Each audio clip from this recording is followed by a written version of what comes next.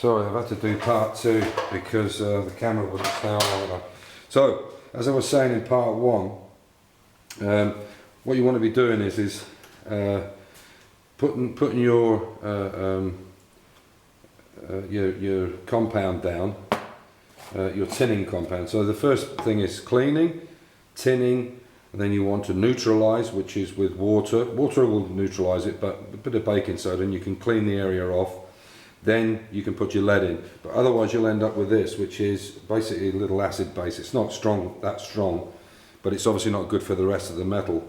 But I didn't want to bring a wet rag because I didn't have time to do all that, but that's what you should do. You should neutralise it and then do your lead loading. Yeah. So what I'll do is I'll just clean this off, and you can see that's gone fairly hard now.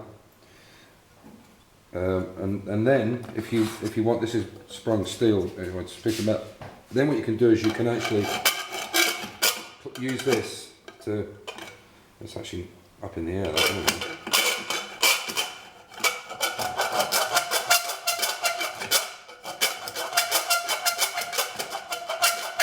Maybe a bigger bit of metal would have been better. But there you can see I've just started to use this, and this is basically, it's not a file, it's a rough.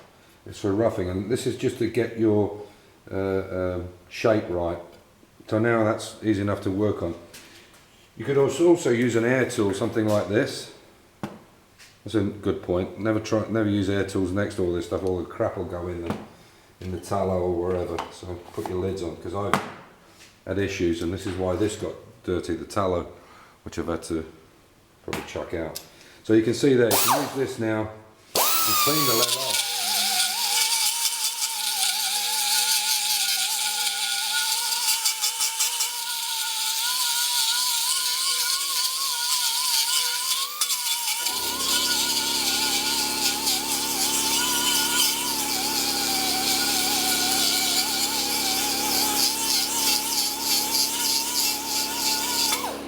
That's just to give you a basic, or you could use the DA sorry about the compressor, but you could use a DA as well, which will do the same job. So obviously the first thing you want to do is, once you've got your lead in, get it down to a reasonable height that you want, and then start with all your other bits and pieces, your normal techniques for if you had filler in it.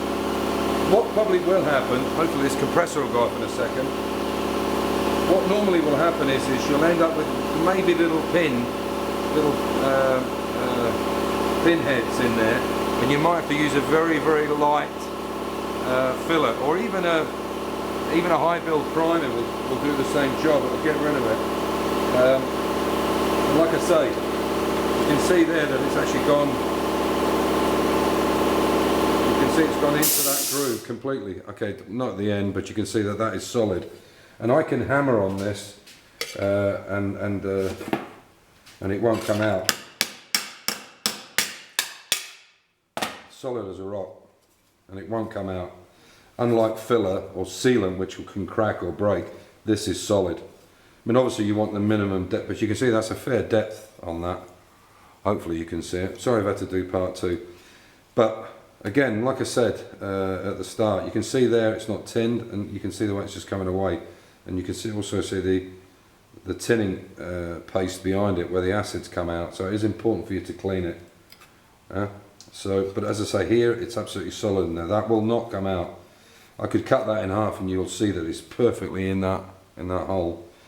So I'm no expert by any means, but I have done a fair bit of the whole of the E-type Jaguar that you've seen in my videos. I did the whole body work on that, and there is a lot, because I was replacing the whole of the floor, all the sills to wing joints and all the quarter panel to outside sill is all needs lead loading, and it's a lot of work.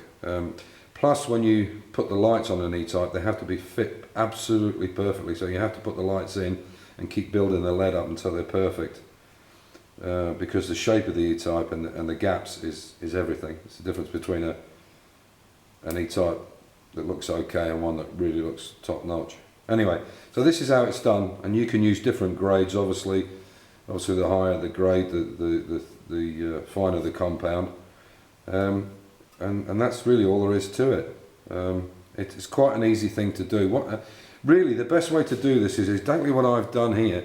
Get a piece of metal, bang a hole in it, and then try it and play with it, and you'll see how easy. And then it's just a matter of moving the torch on and off, you know, to get it to move, like I say, like butter. And that's really all there is to it. So I hope that's of some use to everybody. It was just a quick demo, and yeah, just be careful when you're buying this stuff, this lead and that you check how much you've got in these things, because they do tend to, they give you, you know, it's terrible when you get wrapping boxes and they're massive, and then when you open it up there's something tiny in it, which is the usual thing. It's a bit of a rip-off, but what can you do?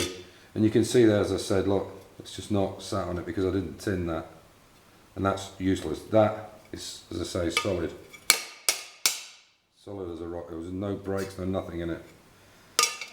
So yeah, I guess I'll take the camera down. Hopefully it hasn't gone off, and so that's it. I had to do part 1 and part 2. I'm just pulling this camera off this GoPro thing. So yeah, so this is, hopefully that is working. So yeah, that's of some use to you. It's a much better way. Lead loading is far better than using filler.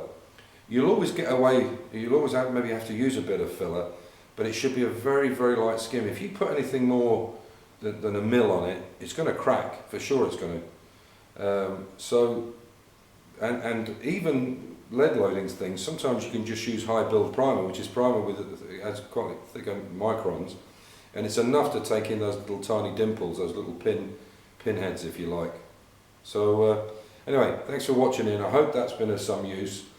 Play with it, get a piece, try it out, play with it until you get to a point where you can really, there's no black art in this. This is easy, and people who do lead loading in workshops and so on, which they're not supposed to now, because of health and safety, just they charge an absolute fortune, and it really isn't that difficult as long as the preparation's right. So thanks for watching in, and bye for now. Take care. Bye.